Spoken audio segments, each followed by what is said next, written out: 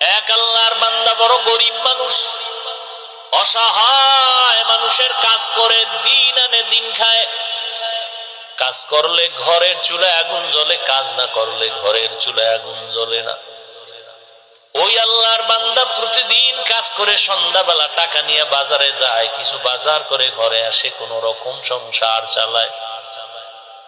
আজ বাজারে গিয়ে একটা আওয়াজ শুনি, আমার আল্লাহর কালাম পাওয়া যায়, আল্লাহর কোরআন পাওয়া যায়।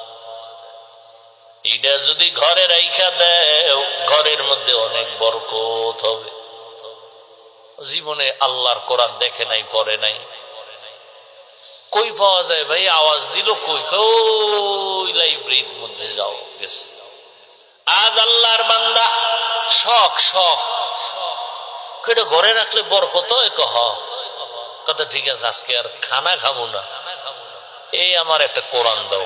কয় টাকা? এত টাকা নাও। আজকের বাজার টাজার নিয়ে এক রাত না খাইলে কি হইব?